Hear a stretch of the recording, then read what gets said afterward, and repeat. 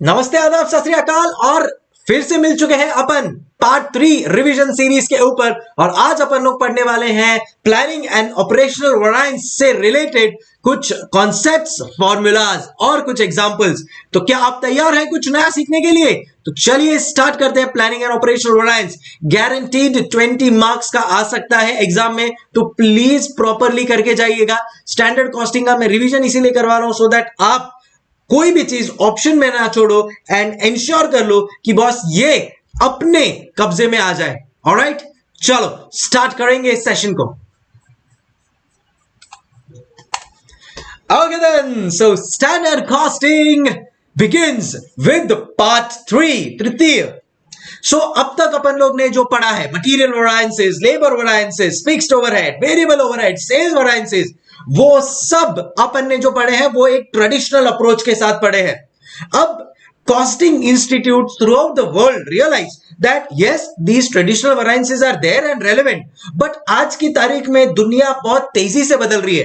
इतना ज्यादा डायनामिज्म आ गया है कि टेक्नोलॉजी की वजह से that you cannot rely only on traditional variances, giving rise to something called as modern or advanced variances, जो आज अपन पढ़ने वाले हैं। जी हाँ, सो क्या है ये मॉडर्न एंड एडवांस्ड वेरिएंसेस में? इसको दो पार्ट में डिवाइड किया है इंस्टीट्यूट ने। एक को बोला है प्लानिंग वेरिएंस एंड दूसरा है मेरा ऑपरेशनल वेरिएंस। एंड अभी का कुछ देर का जो जर्नी है वो इन दो वेरिएंसेस को समझने के लिए अपना जाने वाला है। ऑलराइट, सो सर क्या जरूरत पड़ी है मॉडर्न वेरिएंसेस लाने की? क्या ट्रेडिशनल वेरिएंसेस वैलिड नहीं थे? नहीं, ट्रेडिशनल वेरिएंसेस आज भी उतने ही वैलिड है, but because there is a lot of technological advancement, because कुछ कुछ इंडस्ट्रीज में बहुत रेगुलर बेसिस के ऊपर चेंजेस आते हैं, इसके लिए there was a need to introduce something new as well. So कैसा है पता है क्या? अब क्रिकेट होगा, आप लोग ने देखा है, तो टेस्ट मैच भी है, बट टेस्ट मैच के बाद वनडे भी है, वनडे के बाद T20 भी है। तो इसका मतलब ये नहीं कि भाई टेस्ट मैच बंद ही हो गया। टेस्ट मैच अपनी जगह पर उसका इंपॉर्टेंस है, वो भी चालू है, but at the same time कुछ टाइम पे लोगों को चाहिए कि भाई फटाफट स्टार्ट हो और एंड हो जाए, तो इसके लिए T20 क्रिकेट को भी इंट्रोड्यूस करना पड़ा। इनफैक्ट आज की तारीख में तो T10 भी आ गया। सो changing environment bring rise to new things. That doesn't mean that old has become irrelevant. Old is still gold, but at the same time कुछ नई चीजें, कुछ नए तरीके अपन लोग देख रहे हैं जिससे और बेटर ओवरऑल टेक्निक्स को किया जा सकता है। And that give rise to my modern और एडवांस्ड वेरिएंसेस, जिसका नाम है प्लानिंग एंड ऑपरेशनल वेरिएंसेस। तो चलिए आइए स्टार्ट करते हैं रिवीजन इन दोनों का। अच्छा, अब मैं आप लोगों को प्राइम ऑफिसी एक बात बता दूं कि इन दोनों को समझने के लिए ऑब्वियसली कुछ नए फॉर्मूलाज हैं, कुछ नई चीजें हैं, बट उसके लिए मैं आप लोगों के साथ शेयर करूंगा कुछ एग्जांपल। सिर्फ एक चीज ध्यान में रखना, दैट जब प्लानिंग एंड ऑपरेशनल वेरिएंसेस की बात आती है, at that point in time it is very important to know that changing environment को एडजस्ट करके कैसे आगे बढ़ना है, वो basically planning and operational variances सिखाता है अपने को। क्या बोला? चेंजिंग एनवायरनमेंट के हिसाब से एडजस्ट करके कैसे आगे बढ़ना है, that is what planning and operational variances is going to teach us. चलिए पहेलियां नहीं बुझाऊंगा एंड सबसे पहले अपन लोग चलेंगे एक एग्जांपल नंबर 1 के ऊपर। अगर आप लोग ने मेरे पहले वाले कुछ वीडियोस देखे होंगे तो मैंने ये चीज प्लानिंग एंड ऑपरेशनल वेरिएंसेस के ऊपर कुछ सम्स भी डिस्कस किए हैं। सो ऑब्वियसली कुछ उससे रिलेटेड एग्जांपल्स भी डिस्कस किए हैं, बट रिवीजन सेशन का this is the first time that I am doing a revision session on planning and operational variances. So let's get started. तो बात कुछ ऐसी है कि भाई मैं सीए फाइनल कॉस्टिंग पढ़ाता हूं, बराबर है, और आप लोगों को पता है कि there are various sources through which I teach. So there is a pen drive mode, there is a live at home mode, there is a face to face mode. वैसे कोरोना के बाद तो obviously face to face mode has taken a back step, but there are various modes through which we impart our education. So अब उसी के चीज में मैं मेरे एक स्टाफ के साथ हम लोग ने कैसे प्लानिंग एंड ऑपरेशनल वेरिएंस को यूज किया, वो एग्जांपल आप लोग के साथ मैं अब डिस्कस करने जा रहा हूं। तो बात कुछ ऐसी है कि मई 2022 का सीए इंटर का रिजल्ट आया, तो हमने और हमारे स्टाफ ने देखा कि भाई टोटल 20,000 स्टूडेंट्स ने एग्जाम दिया है, ठीक है। इंस्टीट्यूट ने 15% का रिजल्ट लाया है, क्या बात है। सो 3,000 स्टूडेंट्स पास हो गए बोथ ग्रुप्स, और ये 3,000 स्टूडेंट्स सीए फाइनल में आ गए। ये 3,000 स्टूडेंट्स सीए फाइनल में आ गए। अब फर्ज करो, अस्यूम करो कि इनका सीए फाइनल का अटेम्प्ट मई 2023 में। अब ऑब्वियसली इनको अलग अलग सब्जेक्ट्स की जरूरत लगेगी। After corona as I said कि काफी सारा झुकाव, काफी सारा वेटेज आ गया है पेन ड्राइव लेक्चर्स की तरफ।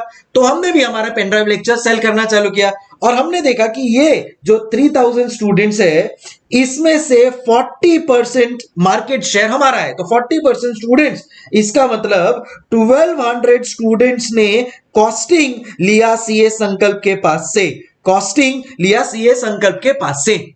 बहुत बढ़िया, अच्छी बात है। तो अब ये हम लोग ने टोटल 1200 पेन ड्राइव सेल किए एंड 40% मार्केट शेयर भी है, ठीक है। अब ऑब्वियसली ये पूरा का पूरा साल कंप्लीट हो गया, और अब कहानी आगे बढ़ी। कहानी जब आगे बढ़ी तो अगर आप लोगों को पता होगा कि एक ऑर्गेनाइजेशन में आप ग्रोथ एक्सपेक्ट करते हो from the business and from the employ and both. तो फॉर एग्जांपल मैं अगर बिजनेस कर रहा हूं तो मैं एक्सपेक्ट करूंगा कि मेरे बिजनेस में ग्रोथ हो। अगर मेरा स्टाफ है तो स्टाफ एक्सपेक्ट करेगा कि भाई उनके सैलरी में ग्रोथ हो, उनके डेजिग्नेशन में ग्रोथ हो। तो obviously growth is what everybody is looking for. तो हमने सोचा कि भाई चलो अब वापस से एक साल बाद वापस से रिजल्ट्स आएंगे, तो मई 2023 के इंटर के रिजल्ट्स आएंगे। तो हम लोग ने प्लान किया कि भाई देखो, लास्ट टाइम तो हम लोग ने 1200 पेन ड्राइव्स बेच ही दिए थे। Obviously everybody is expecting a growth. तो हमने प्लान किया कि भाई चलो इस बार 1500 स्टूडेंट्स को हम लोग कॉस्टिंग का पेन ड्राइव सेल करेंगे। एंड ये टारगेट मैंने दे दिया अपने स्टाफ को, ये टारगेट दे दिया। मैं बोला 1500 पेन ड्राइव आपको सेल करना है, एंड अगर ये 1500 पेन ड्राइव आप सेल करते हो, देन इन दैट केस आपको 15,000 रुपीज का बोनस मिलेगा। देन आपको 15,000 रुपीज का बोनस मिलेगा। सो वेरी गुड, स्टाफ एकदम मोटिवेट हो गया, बोला कि चलेगा सर, हम रेडी है काम करने के लिए, 1500 स्टूडेंट्स हम करके लाएंगे। बोला ठीक है, no problem, go ahead. So basically हम लोग एक्सपेक्ट कर रहे थे एक growth of, where is my calculator, growth of 25%। मतलब अगर मैं बोल रहा हूं 1200 था लास्ट टाइम, तो ये बार भाई 25% का ग्रोथ एक्सपेक्ट कर रहे हैं, तो 1500 हो गया। सो भाई 25% और ऑन 40% जो था, और हम लोग एक्सपेक्ट कर रहे हैं कि भाई उतना जो लास्ट टाइम था उससे 25% का ओवरऑल एक ग्रोथ हो जाए। मतलब बेसिकली अगर मैं देखूं तो भाई जो भी सेल्स जो भी हो, मेरा 50% का मार्केट शेयर अब होना चाहिए। देखो ना, 3,000 स्टूडेंट्स था, 40% का मार्केट शेयर था। अब मुझे लग रहा है कि यार मेरा 50% का मार्केट शेयर होना चाहिए। देखो ना, 40% है, उसके ऊपर 25% ऐड कर दो तो 50 आ गया। So 25% growth on 40 which is equivalent to 50% market share अपने पास आना चाहिए करके। तो मैंने बोला कि भाई ठीक है, तुम लोग का टारगेट है 1500 स्टूडेंट्स, एंड मेरा स्टाफ पूरी तरह से रेडी हो गया, जुट गया अब इस टारगेट को पूरा करने के लिए, विच इज 1500 स्टूडेंट्स। पूरा सेशन एंड हुआ, ईयर एंड हो गया, एंड रिजल्ट आया ऑब्वियसली एज यूजुअल जब आता है इंस्टीट्यूट का। एंड रिजल्ट में एक चीज हुई कि ये जो 1200 और 1500 स्टूडेंट्स हम लोग देख रहे थे, ये बार हुआ खाली 1000 students. Yes, you heard that right, 1000 students. तो मैंने इमीडिएटली मेरे हेड ऑफ डिपार्टमेंट को बुलाया और मैंने बोला ये क्या चल रहा है, लास्ट टाइम 1200 था, इस बार 1500 होना चाहिए था, but it has drop to 1000 only.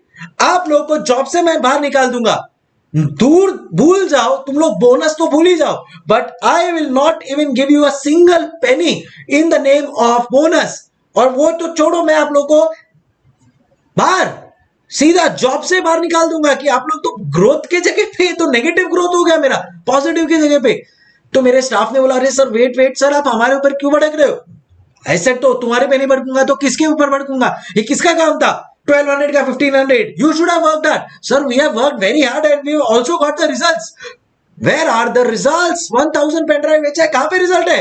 तो मेरे स्टाफ ने बोला, sir wait wait wait sir, मैं आपको थोड़ा बताता हूं, आप प्लीज थोड़ा आप शांत मन से सुनिए हमारी बात को। मैं आपको बताता हूं कि हमने बहुत अच्छा परफॉर्म किया है। मैंने बोला क्या बोल रहा है यार, ये कैसे अच्छा परफॉर्म किया है? तो उसने बोला, सर आप मेरा सुनिए ना। बोला okay, you tell, I will listen.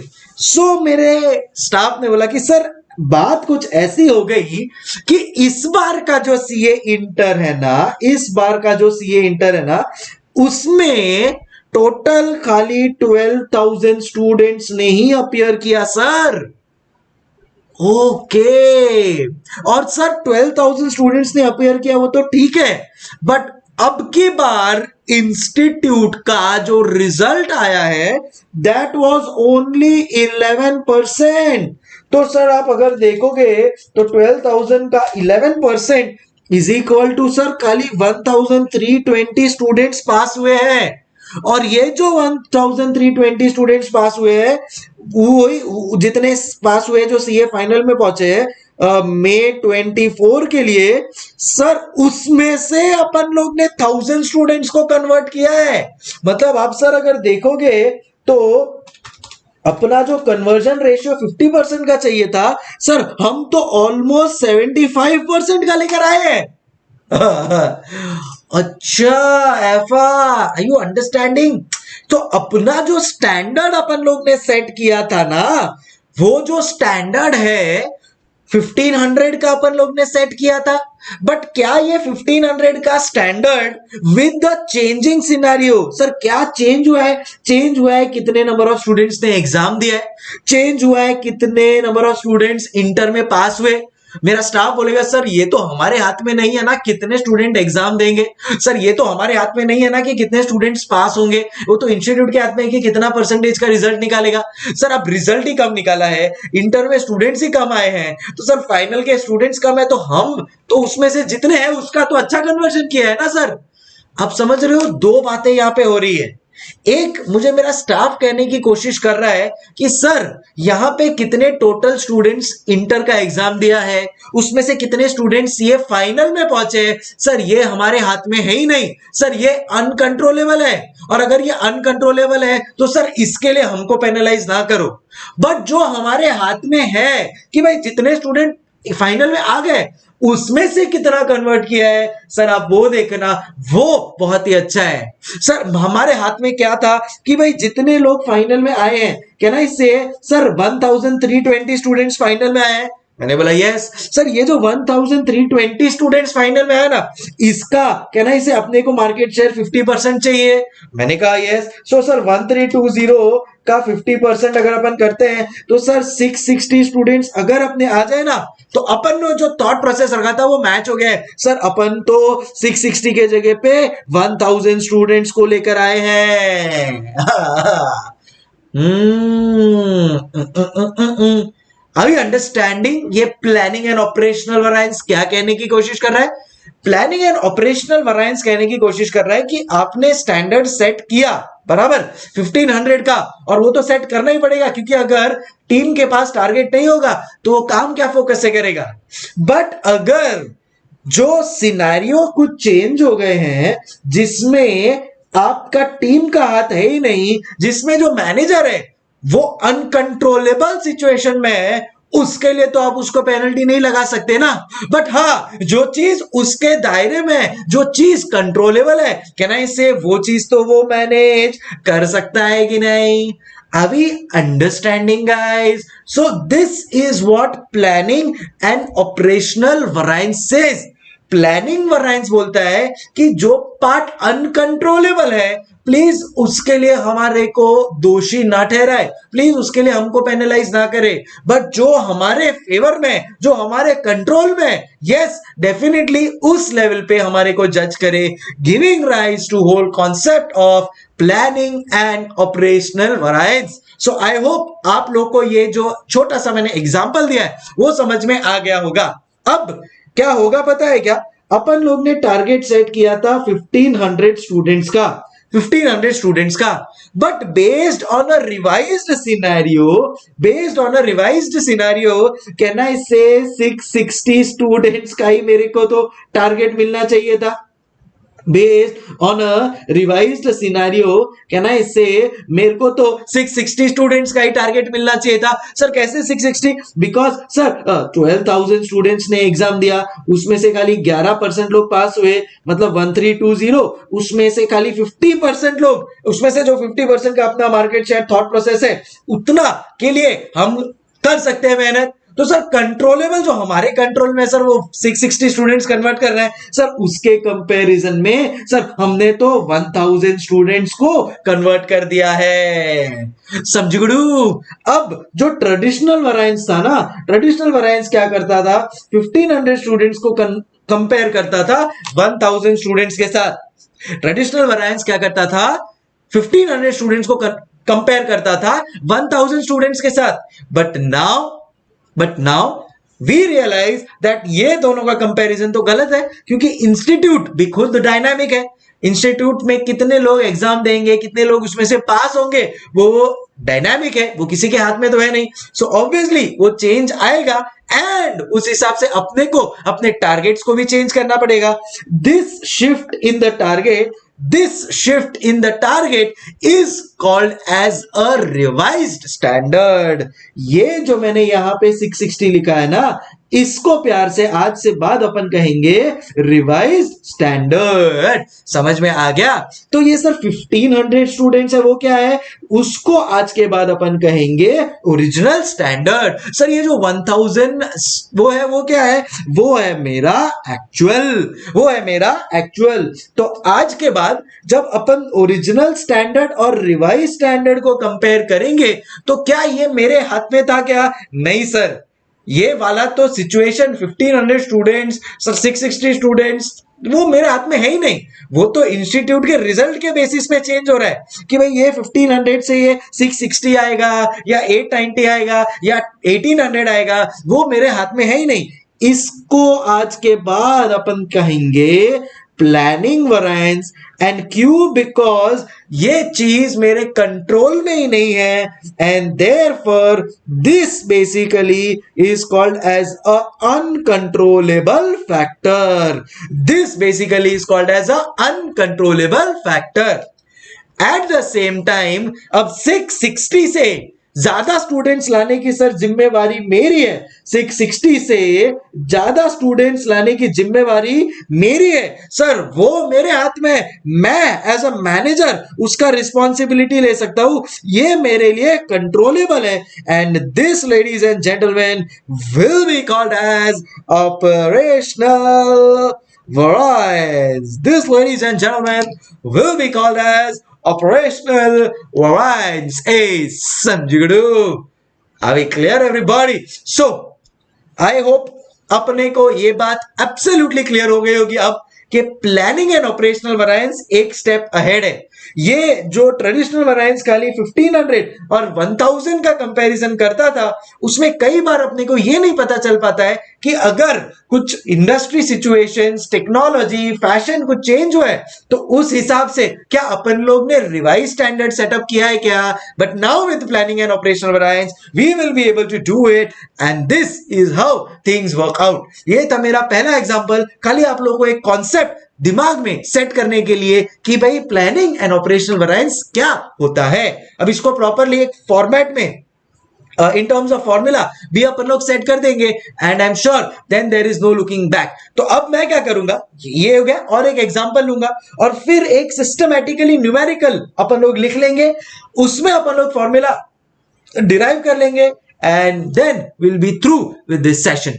सब्जिगड़ू चलो जस्ट 2 मिनट आप लोग को दे रहा हूं, just have a look at it how things are working. I hope we are clear, right? ओ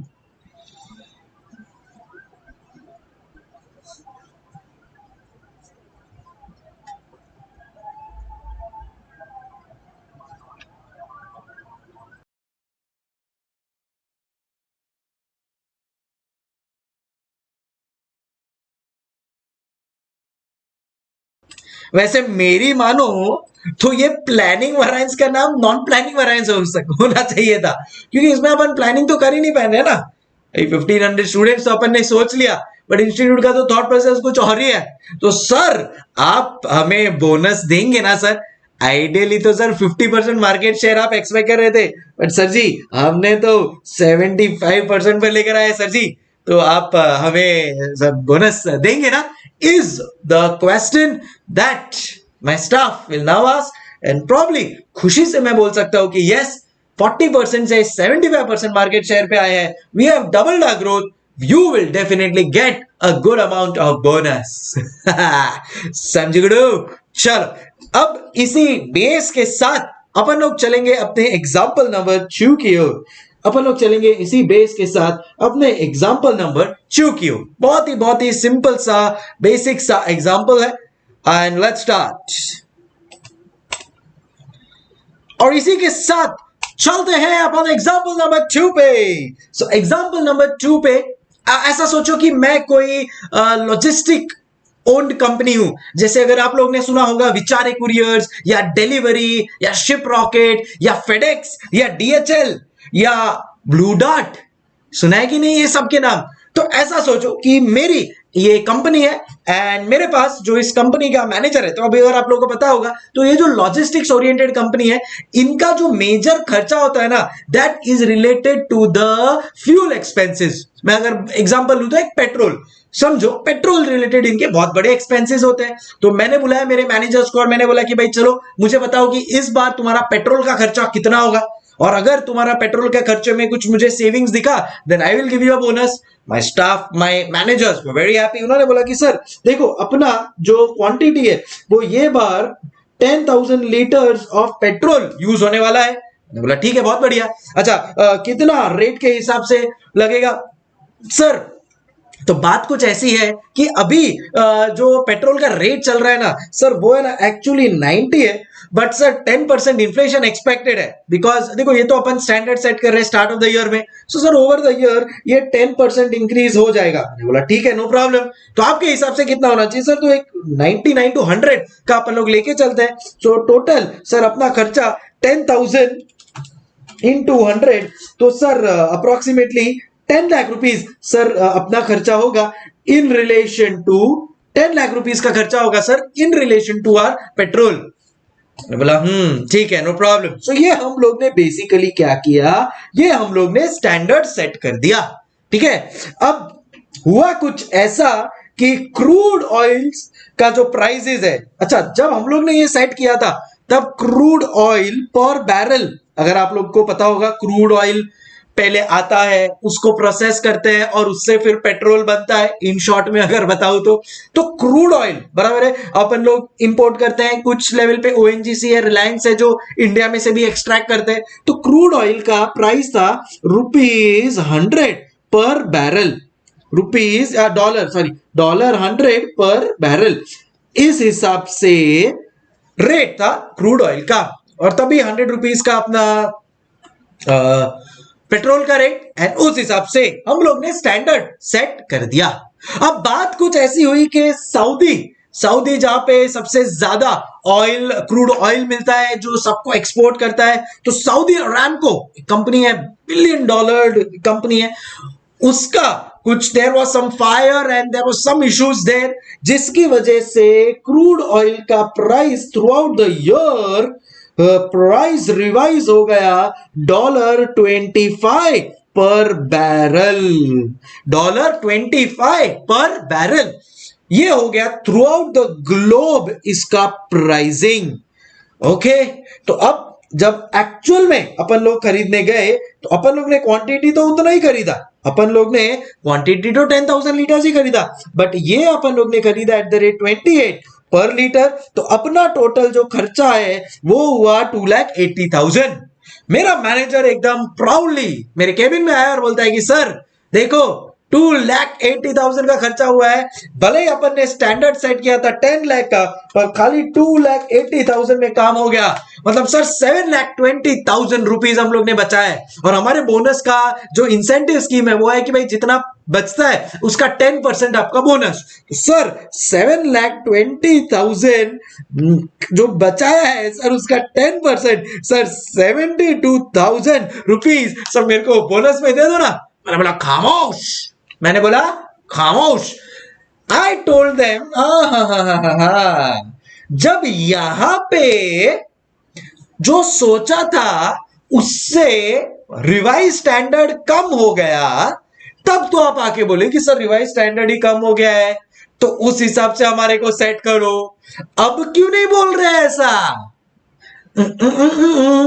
अब मैंने उनको कहा कि भाई अगर तुम्हारा क्रूड ऑयल का प्राइस $25 पर बैरल हो गया है तो उस प्रोपोर्शन के हिसाब से तुमको तो पेट्रोल 25 रुपीस पर लीटर में खरीदना चाहिए था।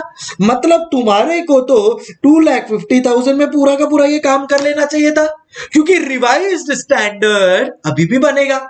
भाई ये तुम्हारा तुम बोलते हो सर ओरिजिनल स्टैंडर्ड है, ये तुम्हारा तुम बोलते हो एक्चुअल है, तो कहीं ना कहीं तो मुझे रिवाइज स्टैंडर्ड भी बनाना पड़ेगा। तो कहना इसे रिवाइज स्टैंडर्ड में मेरा जो चेंज हो रहा है वो रेट है। भाई 10,000 लीटर सोचा था, 10,000 लीटर ही यूज किया, तो उधर तो कोई वेरिएंस है ही नहीं। तो जो 25 था वो मेरा रिवाइज स्टैंडर्ड हो गया based on the current market rate. अब तुमने भी तो बोला ना कि करंट के हिसाब से सर हमको इवेल्युएट करो, जो चेंजिंग डायनामिक्स है उसके हिसाब से हमारे को सेट करो। Got it? So it can go both ways. तो अब देखो 25 becomes my revised standards and अब मैंने जब एक्चुअल में 28 में खरीदा तो मैं मेरे टीम को बोलूंगा कि ₹3 का नेगेटिव वेरिएंस है, ₹3 का नेगेटिव वेरिएंस है, एंड बिकॉज ₹3 का नेगेटिव वेरिएंस है who will bear that cost? You exactly will bear that cost. So जो बोनस मिलने वाला था ना 72,000 का वो तो भूल जाओ, बट तुम्हारी वजह से जो मुझे 30,000 का लॉस हुआ है, जो तुम ₹25 में ला सकते थे उसकी जगह पे तुम ₹28 में लाए हो। चलो 30,000 का 10% ₹3,000 मुझे चाहिए as a compensation. Are we understanding guys? समझ में आया? सो दिस हिसाब से प्लानिंग एंड ऑपरेशनल वेरिएंस क्या करता है, एक होता है उसका ओरिजिनल स्टैंडर्ड, फिर बनता है revised based on the market changes which happen, and then revised को अपन कंपेयर करते हैं एक्चुअल के साथ। अभी क्लियर? तो अब अगर मैं इसको थोड़ा और सिस्टमैटिकली लिखूं तो एक होता है मेरा प्लानिंग वेरिएंस और दूसरा होता है मेरा ऑपरेशनल वेरिएंस। प्लानिंग वेरिएंस को नाम दिया है अनकंट्रोलेबल। ये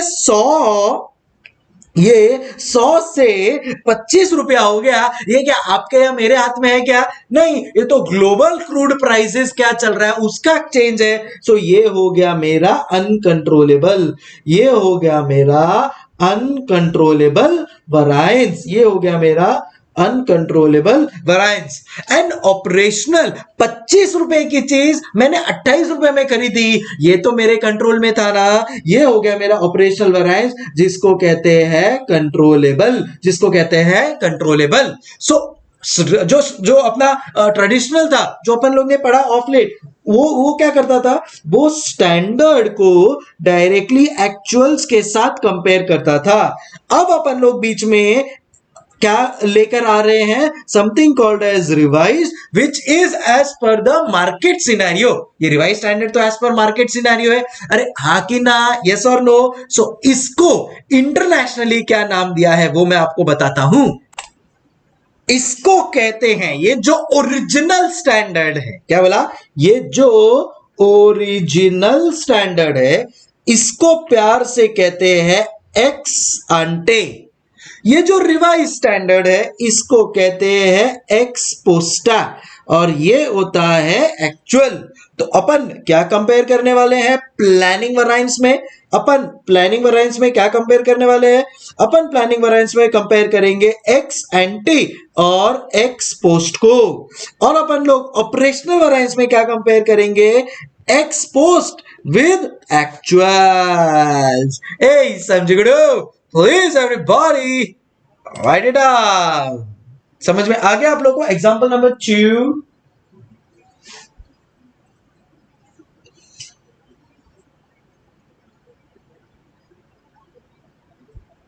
चलो अब टाइम आ गया है कि अपन लोग क्यों ना इन फॉर्मूलाज को खुद से डिराइव करके एक एग्जाम्पल के तौर पे पुटअप कर ले।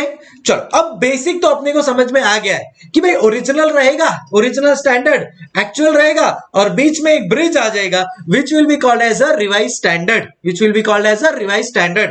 ओरिजिनल स्टैंडर्ड को बोलेंगे ex ante in technical terms या इंटरनेशनल टर्म्स, रिवाइज स्टैंडर्ड को बोलते हैं एक्स पोस्टा और एक्चुअल्स स्टिल रिमेन्स एक्चुअल्स। अब time to understand the formulas, time to understand the formulas relating to planning and operational variance, जिसको अपन बोलेंगे planning and operational variance. अब देखो यहां पे जब मैं ये फॉर्मूलाज लिखता हूं तो इसमें दो बातें हो सकती है जो इंस्टीट्यूट ने अभी तक पूछा है या इंस्टीट्यूट एक्सपेरिमेंट कर सकती है, उसमें दो बातें हो सकती है।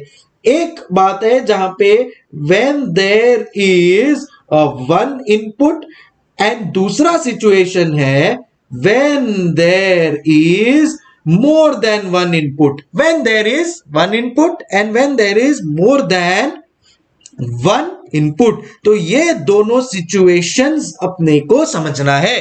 तो ऑब्वियसली पहले अपन लोग समझने की कोशिश करेंगे जब खाली एक इनपुट है, उससे जो फॉर्मूलाज आता है वो लिख लेंगे एंड उसके बाद अपन लोग चलेंगे when there is more than one input. दोनों मैं आप लोगों को समझाऊंगा through a simple example, numeric example पहले अपन खुद का लिख लेंगे, फिर उसको अपन लोग फॉर्मूला के थ्रू कन्वर्ट करके डन एंड डस्टेड, और फिर मैं आप लोगों को ऑप्टिमाइज 5 के साथ कनेक्ट भी करवा दूंगा कि कहां पे ये फॉर्मूलाज कैसे सेटअप है। तो चलो without wasting any time let's get started. तो एग्जांपल कुछ ऐसा है कि मेरा बिजनेस है शर्ट मैन्युफैक्चरिंग का, मेरा बिजनेस है शर्ट मैन्युफैक्चरिंग का। अब अगर शर्ट मेरे को मैन्युफैक्चर करना है तो ऑब्वियसली मुझे किसकी जरूरत पड़ेगी, मुझे मटेरियल और लेबर दोनों की जरूरत पड़ेगी एंड यहीं से अपने प्लानिंग एंड ऑपरेशनल वेरिएंस आ जाएंगे। तैयार रहिएगा। सो मेरे को मटेरियल चाहिए, मेरे को मटेरियल चाहिए, मेरे को टोटल मटेरियल चाहिए 10,000 kgs। कितना मटेरियल चाहिए? 10,000 kgs का मेरे को मटेरियल चाहिए and eight the same time मुझे लेबरर भी चाहिए, मुझे स्किल्ड लेबरर चाहिए, मुझे स्किल्ड लेबरर चाहिए जो मेरा काम करेगा। ठीक है, चलो यस जो मेरा ये काम करेगा। सो अब फिलहाल फोकस करते हैं मटेरियल के ऊपर। तो एज आई सेड कि मेरे को 10,000 kgs का मटेरियल चाहिए। तो क्या मटेरियल होता है शर्ट बनाने के लिए? बोलो बोलो, tell tell. Sir obviously cotton होता है। अब बात कुछ ऐसी है कि हम लोग कॉटन इंपोर्ट करते हैं, हम लोग कॉटन इंपोर्ट करते हैं। तो अगर हम लोग कॉटन इंपोर्ट करने वाले हैं तो क्या प्राइस पे इंपोर्ट करने वाले हैं? तो बात हुई थी कि टोटल ₹15 पर केजी पे हम इंपोर्ट करेंगे, 15 पर केजी पे इंपोर्ट करेंगे। अच्छा, हम कहां से इंपोर्ट करते हैं? सर हम चाइना से इंपोर्ट करते हैं, हम चाइना से इंपोर्ट करते हैं। तो हमने स्टैंडर्ड सेट किया कि हम चाइना से 15 पर केजी में इंपोर्ट करेंगे। बट कोरोना वायरस के बाद हम चाइना और इंडिया के रिलेशंस कुछ बहुत अच्छे नहीं रहे, तो हमने इंपोर्ट करना चालू किया फ्रांस से, हमने इंपोर्ट करना चालू किया फ्रांस से। बट ऑब्वियसली अगर हम लोग फ्रांस से इंपोर्ट कर रहे हैं तो थोड़ा प्राइस बढ़ जाएगा। तो ये अब प्राइस हो गया ₹20 पर केजी, ये प्राइस हो गया ₹20 पर केजी। एंड हमने एक्चुअल में खरीदा, हमने एक्चुअल में खरीदा इसको at the rate ₹19 पर केजी, at the rate ₹19 पर केजी। क्या अब आप लोगों को समझ में आ रही है बातें? एग्जैक्टली। सो मेरे को टोटल 10,000 kg चाहिए था और वो मुझे अभी भी 10,000 kgs ही चाहिए। तो अब मैं बोलूंगा कि भाई अगर there is a price variance, there is a price variance, तो वो किसका होगा? तो ये देखो यहां पे अब मैं लिख देता हूं मटेरियल प्राइस वेरिएंस। मैं बोलूंगा कि भाई देखो क्वांटिटी में तो कोई वेरिएंस है ही नहीं, 10,000 kgs पहले भी चाहिए था, 10,000 kgs अभी भी चाहिए। मैं चाइना से जब मंगाने वाला था तभी भी 10,000 kgs मंगाने वाला था, अब फ्रांस से मंगाया है तो भी 10,000 kgs ही मंगाया है, तो उसमें तो कोई प्रॉब्लम है ही नहीं। अब मटेरियल प्राइस वेरिएंस को मैं दो पार्ट में यहां पे डिवाइड कर दूंगा, मटेरियल प्राइस वेरिएंस को मैं यहां पे दो पार्ट में डिवाइड कर दूंगा। क्या?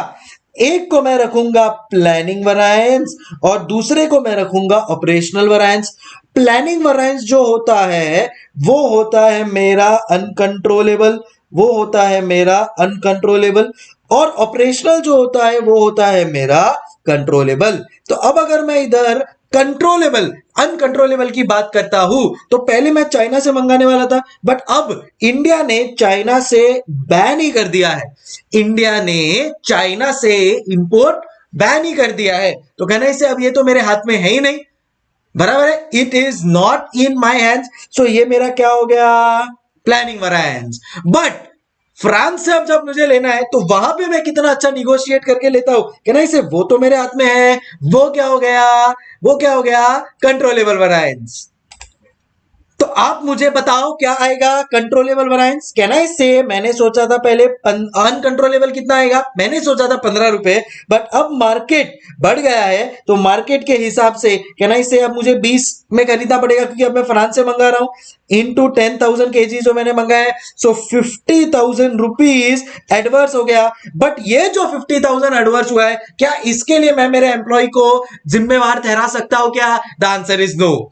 बट ऑपरेशनल वैरिएंस की जब मैं बात करूं तो 20 के जगह पे मेरा स्टाफ 19 में लाया, यही 10,000 केजीज, यही 10,000 केजीज। तो कहना इसे क्या ये 10,000 केजीज के लिए जो अब मेरे लिए फेवरेबल है, कैन आई से कि यस मेरा स्टाफ इसकी शाबाशी डिजर्व करता है, द आंसर इज यस। समझ में आया। सो जब एक इनपुट है और एक इनपुट का प्राइस वैरिएंस कैलकुलेट करना है, so we will say standard price minus revised standard price, ये हो गया मेरा planning into whatever is the actual quantity, and दूसरा है revise standard price minus actual price into whatever is the actual quantity. समझ में आई बात, are we clear everybody? Yes, so can I write this down with your permission? Can I write this down with your permission? So यहां पे मैं बोलूंगा कि मेरा जो प्राइस वैरिएंस है उसको अगर मेरे को प्लानिंग और ऑपरेशनल में डालना है तो मैं प्लानिंग के लिए फॉर्मूला रखूंगा standard price minus revise standard price into actual quantity, and यहां पे revise standard price minus actual price into actual quantity. समझ गुडू? एंड डोंट वरी, ये देखो मेरे पास यहां पे सब फॉर्मूलाज रेडी है नोट्स के साथ, सो आप लोग को टेंशन लेने की जरूरत ही नहीं है। This is what I will share so that you can easily copy this down and कोई टेंशन नहीं है। तो ये देखो यहाँ पे formula for planning and operational variance, quantity, rate, amount, सब चीजें यहाँ पे। When there is only one input price variance, standard price minus revise standard price and revise standard price minus actual price. समझ गुडू? सो ये वाला एग्जांपल आप लोगों को क्लियर हो गया होगा। अब चलते हैं नेक्स्ट एग्जांपल के ऊपर। सेकेंड एग्जांपल को अपन थोड़ा इंडिपेंडेंट रखते हैं, ठीक है। अब सेकेंड एग्जांपल में अपने को यूसेज वैरिएंस का अपने को प्लानिंग एंड ऑपरेशनल निकालना है। भी ध्यान से सुनना, यहां पे भी again what I will do is, suppose मेरे को शर्ट बनाना है, मेरे को 500 शर्ट्स बनाना है, मेरे को कितना 500 शर्ट्स बनाना है। मेरे पास एक ऑप्शन है कि मैं एक चार्टर्ड अकाउंटेंट को अपॉइंट करूं, एग्जाम्पल है, टेंशन मत लो। सो मैं एक चार्टर्ड अकाउंटेंट को अपॉइंट करूं और वो चार्टर्ड अकाउंटेंट को मैंने बुलाया और मैंने उसको पूछा कि यार चार्टर्ड अकाउंटेंट तू तो स्किल्ड लेबरर है, चार्टर्ड अकाउंटेंट तू तो स्किल लेबरर है, कितना तेरे को क्वांटिटी चाहिए? तो मेरा चार्टर्ड अकाउंटेंट बोला सर 5 किलो चाहिए मुझे एक शर्ट के लिए, 5 किलो चाहिए। बोला ठीक है परवाह नहीं, 500 शर्ट के लिए तुझे 5 किलो चाहिए, मतलब टोटल तेरे को 2500 किलो चाहिए। मैं बोला यस सर, 2500 मेरे को दे दो किलो, मैं आपका 500 शर्ट बना दूंगा। बट बात कुछ ऐसी हो गई कि हमारा ये चार्टर्ड अकाउंटेंट थोड़ा कहीं ना कहीं बिजी हो गया और बोला कि नहीं यार मैं नहीं आ पाऊंगा। तो अब अपना ओरिजिनल स्टैंडर्ड अपन लोग ने तो सेट कर दिया ना, अपन लोग ने अपना ओरिजिनल स्टैंडर्ड तो सेट कर दिया कि भाई 2500 केजी में काम हो जाएगा करके, बराबर है कि नहीं। बट अब अपने को लास्ट मोमेंट पे हमारे सीए ने बोला कि नहीं आ पाएगा, कोई बात नहीं। तो मैंने उसको पूछा कि तो अब तेरी जगह पे किसी और को तो भेज, तो उसने बोला तू टेंशन मत ले, मैं मेरे आर्टिकल क्लर्क को भेज देता हूं, मैं मेरे आर्टिकल क्लर्क को भेज देता हूं। तो क्या वो स्किल्ड अनस्किल्ड है? वो स्किल्ड नहीं है ऑब्वियसली, आर्टिकल क्लर्क उसकी कोई औकात तो है नहीं, तो वो क्या है बेटा, वो है अनस्किल्ड। अब ये जो मेरा अनस्किल्ड आर्टिकल क्लर्क है, ये जो मेरा अनस्किल्ड आर्टिकल क्लर्क है, ये बोला कि सर मैं भी 500 शर्ट बनाने के लिए 5 किलो, सर मेरे से थोड़ा वेस्टेज हो जाएगा, सो सर जो 2500 kg है ना सर, मैं उतने में नहीं बना पाऊंगा। सर मैं तो अनस्किल्ड आर्टिकल क्लर्क हूं सर, मुझे चीजें बराबर से नहीं समझ में आती है सर, मैं थोड़ा, सर प्लीज समझिए ना। तो मुझे तो सर 20% ज्यादा मैं कंज्यूम कर लूंगा। अच्छा तो तू कितना कंज्यूम करेगा? सर मैं 3000 kg कंज्यूम करूंगा 500 शर्ट बनाने के लिए। अच्छा अच्छा ठीक है ठीक है, कितना कंज्यूम करेगा? सर 3000 kg करूंगा सर 500 शर्ट बनाने के लिए। अच्छा ठीक है ठीक है। सो अब मेरा रिवाइज स्टैंडर्ड कितना हो गया है सर? 3000 kg के। अच्छा केजी का रेट वो सेम ही है, केजी का रेट वो सेम ही है भाई। 1 kg of raw material, 1 kg of raw material is equal to ₹50। 1 kg of raw material is equal to ₹50। 2500 लो या 3000 लो, परवाह नहीं। अब बात कुछ ऐसी हो गई कि ओरिजिनल स्टैंडर्ड सेट किया था अपन लोग ने 2500, बट अब अपन लोग 3000 पे आ गए। एक्चुअल में जब काम किया तो हमारा जो आर्टिकल क्लर्क था वो हीरो निकला और उसने 2950 kg में काम कर दिया। अब अगर इसको मेरे को प्रेजेंट करना है in the form of planning and operational variance for material usage, तो मैं क्या करूंगा? Original standard minus revised into, कितना है मेरा 1 किलो का? सर 50 रुपया। या revise standard minus actual into जो रेट है, सो 2500 माइनस 3000, सो 500 इंटू 50 कितना होता है? It is 25,000। बट ये तो एडवर्स हो गया, मार्केट चेंज हो गया, उस हिसाब से ये तो एडवर्स हो गया। बट हमारे आर्टिकल क्लर्क ने बहुत अच्छा काम किया है, उसने 50 kg सेविंग किया है जो अपने को एक्सपेक्टेड था उससे। तो 50 इंटू 50, 2500 रुपीज का मेरा यहाँ पे फेवरेबल वरायंस आ जाएगा।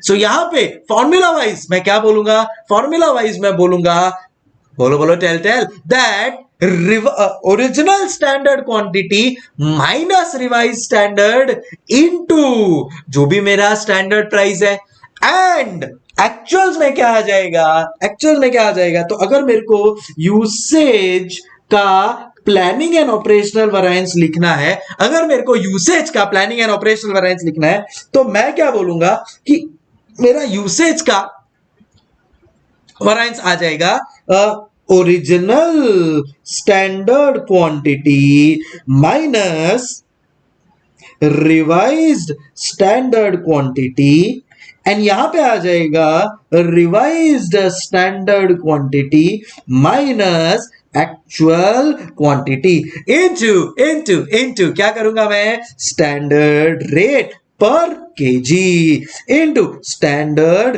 Rate per KG. ए समझगड़ू, आर क्लियर एवरीबॉडी? सो ये आ गया मेरा यूसेज का planning and operational lines, ladies and gentlemen, when there is one input in the structure. Sir इसके आप कुछ और भी सम सॉल्व करवाओगे क्या यूट्यूब पे? अरे डेफिनेटली करवाएंगे, टेंशन ही मत लो। बट आई होप इतना अभी तक आप लोग को एकदम क्लियर हो गया होगा।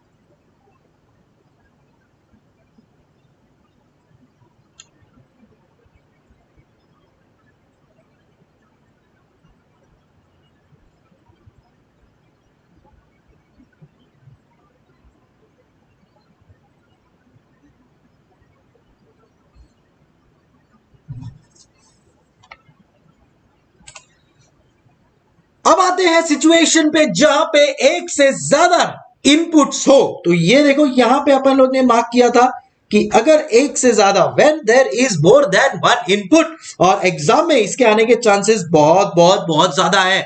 तो बात कुछ ऐसी हो जाएगी कि ध्यान से सुनना। समझो मेरे को एक शर्ट बनाना है, बहुत ही अच्छा से मैं आप लोग के सामने एक सिनेरियो बना के दे रहा हूं, ध्यान से सुनना। समझो अपने को एक शर्ट बनाना है। अब एक शर्ट बनाने के लिए अपने को चाहिए क्या होता है सर, रॉ मटेरियल चाहिए। तो अपने को एक शर्ट बनाने के लिए 2.5 केजी का रॉ मटेरियल चाहिए। एक शर्ट कितना रॉ मटेरियल खाता है सर, 2.5 केजी। अब मेरे पास दो ऑप्शन है रॉ मटेरियल से रिलेटेड, या तो मैं रॉ मटेरियल ए को लेकर आऊं या तो मैं रॉ मटेरियल बी को लेकर आऊं। मैं हूं बड़ा ही कंफ्यूज कि मैं करूं क्या, ए लूं या बी लूं। तो मैंने सोचा कि ऐसा करता हूं कि भाई ए जो फिलहाल मुझे सस्ता लग रहा है, क्यों ना मैं ए को ले लूं। सो एट द रेट 1.5 पर केजी मुझे ए फिलहाल स्टैंडर्ड के हिसाब से मिल रहा है। पर जब मैंने प्रोडक्शन एक्चुअल में चालू किया, ओ गॉश, तब मालूम पड़ा कि ए का मार्केट प्राइस है ₹2.5 पर केजी एंड बी मिल रहा है 2 पर केजी में। समझ में आया आप लोग को? तो ऐसा कुछ स्यापा हो गया मेरे साथ। सो भाई टोटल अपने को बनाने थे 1000 शर्ट्स, टोटल अपने को बनाने थे 1000 शर्ट्स। तो 1000 शर्ट्स के लिए जो अपन लोग ने तो एक ऑर्डर कर दिया था, तो एट द रेट, तो टोटल एट द रेट अभी 2.5 पर केजी आ गया अपने पास। एंड यहां पे कितना है 2.5 केजी, इसको चलो थोड़ा चेंज कर देते हैं, इसको 3 केजी कर देते हैं। तो एक शर्ट बनाने के लिए 3 केजी ऑफ रॉ मटेरियल चाहिए। सो यहां पे मैं बोलूंगा कि भाई टोटल 3 केजी, सो 3000 केजी का माल आ गया एट द रेट 2.5 पर केजी। बट अगर यही बी मंगा लिया होता तो मेरे पास 2 पर केजी में आ गया होता। सो कहना इससे अब यहां पे दो इनपुट का पॉसिबिलिटी था, पहला इनपुट का पॉसिबिलिटी था ए, दूसरा इनपुट का पॉसिबिलिटी था बी। अब ये तो सिनारियो हुआ मेरा स्टैंडर्ड और रिवाइज स्टैंडर्ड का लेकर। एक्चुअल में बात कुछ ऐसी हो गई, एक्चुअल का भी सिनारियो आपको यहां पे एक बॉक्स के थ्रू बता देता हूं। सो एक्चुअल्स में क्या हुआ कि भाई देखो, जो मेरे को 3000 केजी चाहिए था वो 3000 केजी में भी चेंजेस आ गया। 3000 के जगह पे मेरे से 3200 केजी आ गया। ओ where am I? Yeah. So 3200 kg आ गया एंड वो मैंने खरीदा एट द रेट ₹8640। मतलब पर केजी कितना हुआ जरा मुझे बताओ ना कैलकुलेट करके। सो 8640 डिवाइड बाय 3200। सो कहना इससे वो मैंने खरीदा एट द रेट 2.7 पर केजी में, वो मैंने खरीदा एट द रेट 2.7 पर केजी में। ये कुछ अपना एग्जाम्पल है और ऐसा ही सेम टू सेम मानो एग्जाम्पल आएगा आपको एग्जाम में, इंस्टीट्यूट के मॉड्यूल में भी ऐसा, समय में 19 में भी ऐसा कुछ आ चुका है। तो फटाफट इसको सॉल्व करके डिराइव करते हैं अपन लोग अपना सॉल्यूशन। सो यहां पे मेरे पास ओरिजिनल स्टैंडर्ड भी है, यहां पे मेरे पास रिवाइज स्टैंडर्ड भी बन के आ गया है। सो फटाफट इसको अब अपन लोग सॉल्व करने के लिए तैयार है। आइए चलो इसको भी अब डायग्रामेटिकली अपन लोग सॉल्व करेंगे। सो आओ यहां पे अपन लोग बोलेंगे कि भाई देखो, दो वराइंसेस आता है, एक आता है मेरा प्लानिंग और दूसरा आता है मेरा operational. When there are more than one input, total 4 variances आएंगे। When there are more than one input, total 4 variances आएंगे, दो प्लानिंग में दो ऑपरेशनल में। सो पहले अपन लोग लिख लेते हैं when there are more than one input, तो क्या होने वाला है, दो प्लानिंग में वराइंसेस आएंगे, प्लानिंग वराइंसेस कितने 2, एंड ऑपरेशनल में कितने अगेन 2। अच्छा प्लानिंग में यहां पे हम थोड़ा तुम लोग चौंक जाओगे, बट प्लानिंग में ही बाइफर्केशन हो जाएगा as regards controllable and uncontrollable. क्यों? बिकॉज एक से ज्यादा इनपुट है। तो यहां पे सीधा डायरेक्ट बाइफर्केशन हो जाएगा कंट्रोलेबल एंड अनकंट्रोलेबल में। अच्छा, कंट्रोलेबल पार्ट क्या है और अनकंट्रोलेबल पार्ट क्या है, आओ यहां से समझते हैं। देखो भाई, अपने पास दो ऑप्शन था कि अपन ए मटेरियल भी ले सकते थे, बी मटेरियल भी ले सकते थे।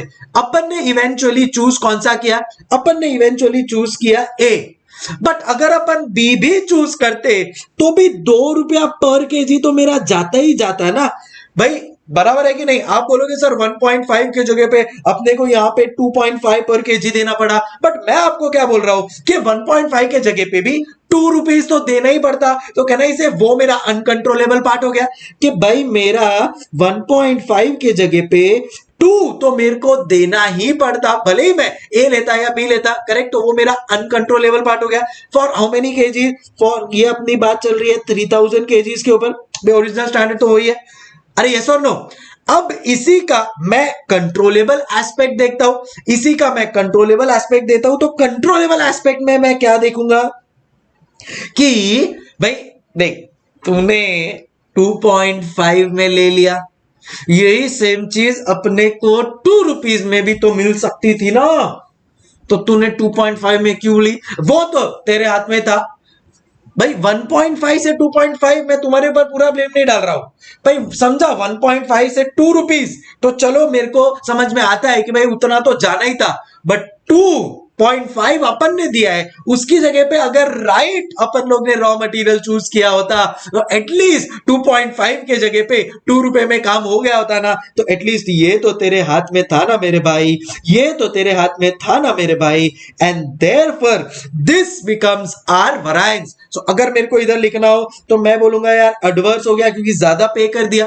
यहां पे भी एडवर्स हो गया, I think yes same 1500 adverse हो गया। सो टोटल मेरा ये हो जाता है 3000 एडवर्स, दोनों को मिला के ये हो जाता है मेरा 3000 एडवर्स।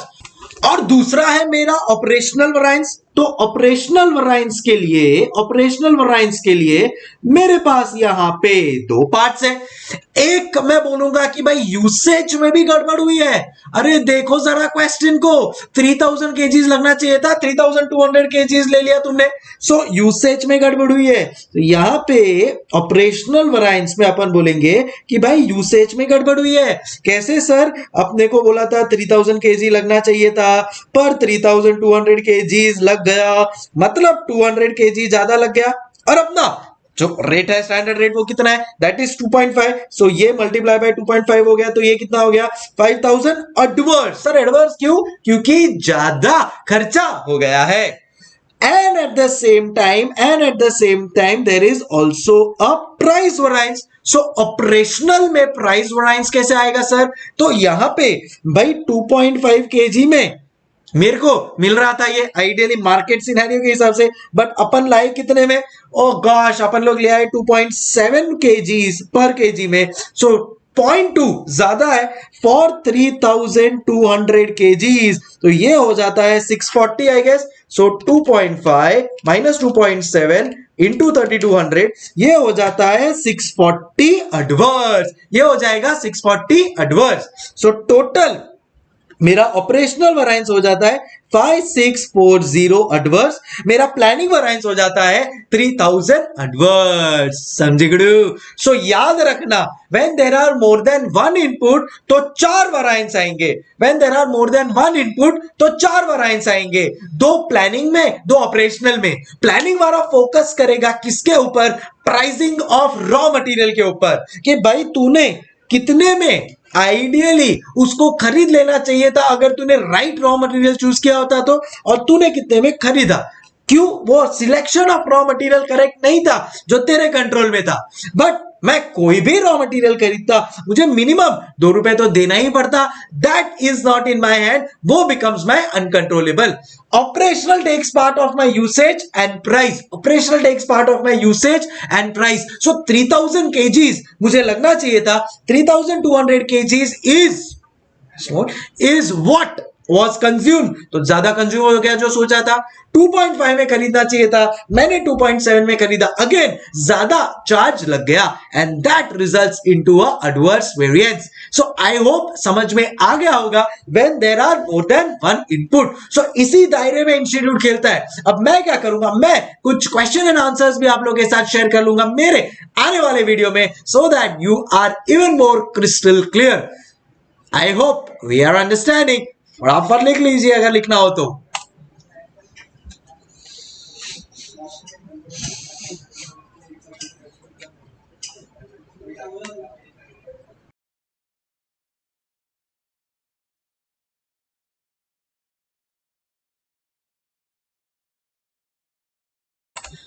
और अब मैं आप लोग को बता दूं और एक मजे की चीज। अच्छा, एक छोटा सा मेरे से एरर हो गया है थोड़ा जोश जोश में कि ये टोटलिंग 500 होना चाहिए था, मैंने 5000 लिख दिया। सो 1140 एडवर्स। अच्छा, मैं क्या बोल रहा हूं, मेरा प्लानिंग प्लस ऑपरेशनल वेरिएंस कितना हो रहा है सर? वो हो रहा है 3000 प्लस 1140, दोनों भी एडवर्स, तो वो हो रहा है टोटल 4140 एडवर्स। और मैं आप लोग को बता दूं लेडीज एंड जेंटलमैन, अगर आप ट्रेडिशनल वेरिएंस के हिसाब से जाएंगे ना तो भी इवेंचुअली वेरिएंस उतना ही आएगा। आपको चेक करना है, देखो क्वांटिटी, रेट, अमाउंट जो अपन लोग स्टैंडर्ड के लिए लिखते हैं, और ये मेरा एक्चुअल का क्वांटिटी, रेट, अमाउंट। चलो आओ देखते हैं। अच्छा, इसका क्वांटिटी कितना था? तो ओरिजिनल ओरिजिनल ओरिजिनल ओरिजिनल कितना है मेरा सर? 1.5 पर केजी का रेट एंड 3000 केजीज चाहिए। 1.5 केजी का रेट, सॉरी 1.5 केजी का रेट एंड 3000 केजीज चाहिए, तो 4500 का अमाउंट हुआ, बराबर के नहीं? एंड यहां पे मेरा अमाउंट तो मुझे ऑलरेडी दिया हुआ है 8640। कितना? 8640। सो अगर मैं 8640 माइनस 4500 करता हूं तो कैन आई से 4140 एडवर्स, क्योंकि मेरा कॉस्ट ज्यादा लग गया है। 4140 adverse and it eventually matches and it has to match. So traditional and planning plus operational will match. But planning and operational के तरह से फायदा क्या हो जाता है कि मेरे को एनालिसिस बेटर मिल जाता है कि भाई कितना कंट्रोलेबल कितना अनकंट्रोलेबल फैक्टर्स था, और जो कंट्रोलेबल फैक्टर्स है उसी के बेसिस पे मैं मेरे एम्प्लॉय को रिवॉर्ड करूं या उस हिसाब से उसको मैं पनिश करूं। I hope we are absolutely clear and trust me, बहुत बहुत ज्यादा इंपॉर्टेंट है ये आप लोग के एग्जाम्स के लिए। So guys, stay connected. I hope you are liking the session. Please, you can copy. Okay, और क्या चाहिए आप लोग को कमेंट्स बॉक्स में डालते रहिए, मैं पढ़ूंगा and I will get back to you. चलो भाई, इसी के साथ समाप्त हुआ ये आज का सेशन। अगर आपने एंजॉय किया तो जरूर कमेंट्स में show your love. Thank you so much guys. हasta la vista, take care, keep smiling.